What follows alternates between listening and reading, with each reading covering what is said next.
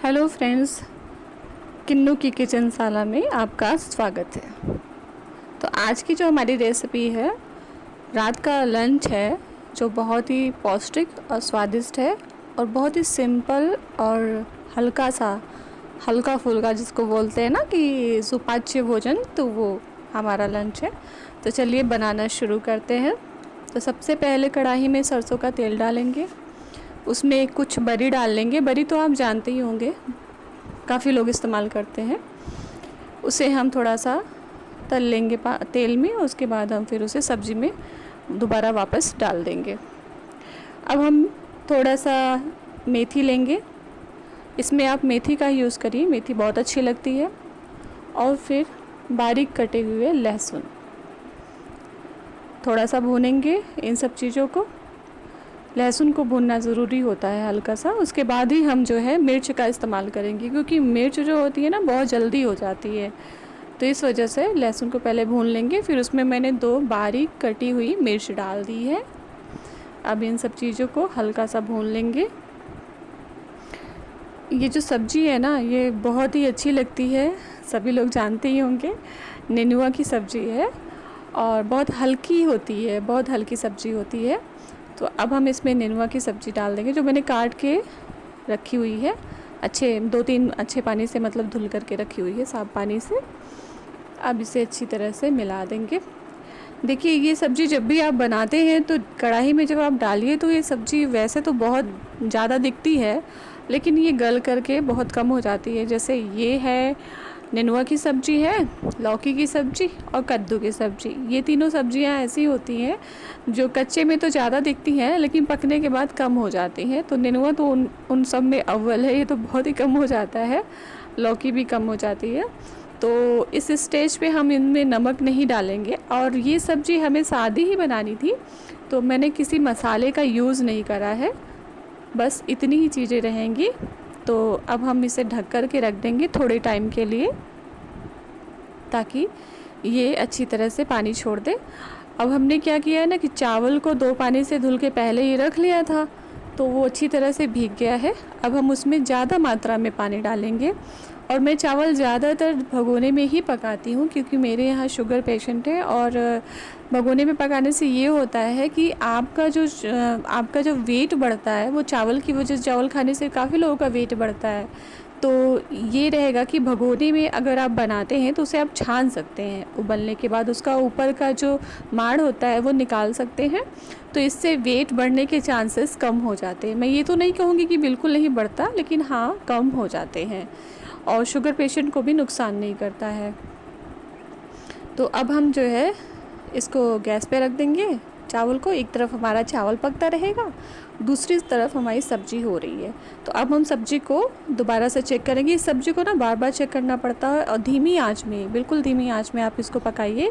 क्योंकि अगर आपको पानी वाली सब्ज़ी चाहिए तो आप धीमी आंच में पकाइए।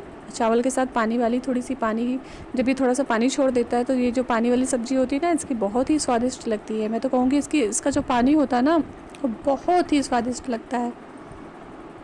अब सब्ज़ी हमारी आधी हो चुकी है, तो हम इसमें नमक डाल देंगे। नमक आप अपने स्वाद अनुसार डालिए और अच्छी तरह से मिला देंगे। मैंने ये सब्ज़ी कई बार बनाई है, लेकिन मैंने एक भी बार ये नहीं सोचा कि मैं इसे मसाले के साथ बनाऊं, क्योंकि मुझे ऐसे ये बहुत ही स्वादिष्ट लगती है। और जब भी हल्का खाने का कुछ मन होता है, रात को कुछ बनाने का मन नहीं होता, तो मैं बस यही बना लेती हूँ। तो इसके साथ कभी कभी गर्मा गर्म रोटियाँ बना लेती हूँ, तो कभी कभी मैं गीला चावल बना लेती हूँ। क्योंकि इसके साथ जो है ना, आपको जो वैसे चावल चाहिए होते हैं कि दाने दाने अलग हो जाए, इस तरह के चावल आप बिल्कुल मत बनाइए। तो देखिए, हमारा चावल एकदम उबलने लगा था और पानी गाढ़ा हो गया था। तो अब हम इसका जो माड़ होता है ना, उसको हम निकाल देंगे, छान देंगे किसी कटोरे में। बचपन में हम लोगों ने इस माड़ को बहुत खाया है। बचपन में ऐसा होता है ना कि आप जब 8-10 साल की उम्र के होते हैं, तो वेट आपका बढ़ने का कोई वो नहीं होता, चांस कि वेट बढ़ जाएगा। ये सारी प्रॉब्लम तो शादी के बाद ही शुरू होती है। तो ये जो है हमारा, हम लोग इसको नमक डाल करके खा लेते थे। इसमें कुछ चावल भी गिर जाते थे, लेकिन अभी जो है, जब हम छानते हैं तो उसको हटा देते हैं, कोई खाता भी नहीं है। और आजकल के बच्चे ये सब जानते भी नहीं हैं, और हम लोग तो खा ही नहीं सकते, वेट बढ़ जाता है हम लोग का।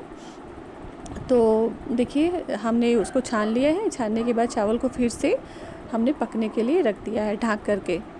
अब हमारी सब्ज़ी इधर लगभग हो चुकी है। अब इसे हम अच्छी तरह से थोड़ा सा मैश कर लेंगे। मैश करने से क्या होता है ना, इसका जो रस होता है ना वो गाढ़ा हो जाता है।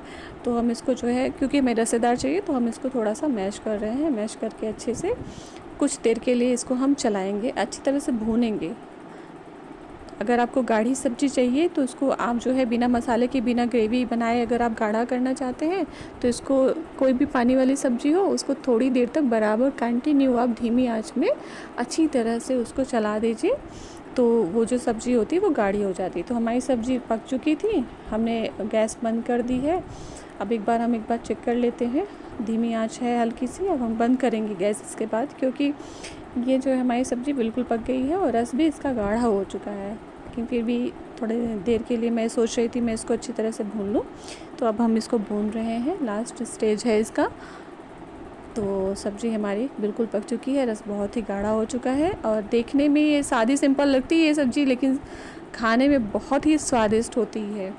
आप, कोई आपके घर में अगर बीमार है, कोई रोगी है, तो उसको आप जो है तेल की मात्रा और मिर्च की मात्रा बहुत ही कम करके ये सब्ज़ी बना के दीजिए और थोड़ा पानी वाली ही बना के दीजिए।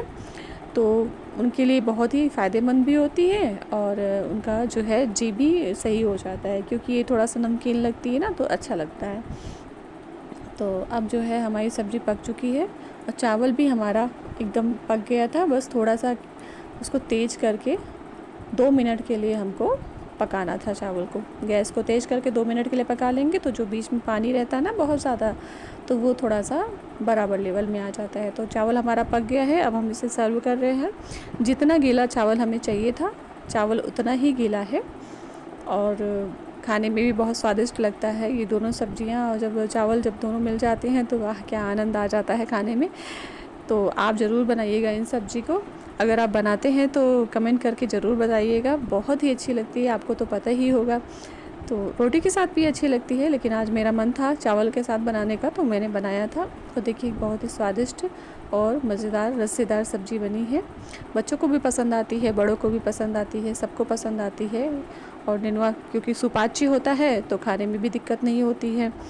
तो देखिए बड़ी शानदार और मज़ेदार सब्ज़ी है, तो खाइए और परिवार वालों को भी खिलाइए। अगर आपको मेरी रेसिपी अच्छी लगती है तो चैनल को सब्सक्राइब ज़रूर कर दीजिएगा। वीडियो को लाइक, शेयर और कमेंट ज़रूर किया करिए कि किस तरह की सब्ज़ी आपको पसंद है। अगले नेक्स्ट वीडियो में फिर आपसे मुलाकात होगी। तब तक के लिए नमस्कार।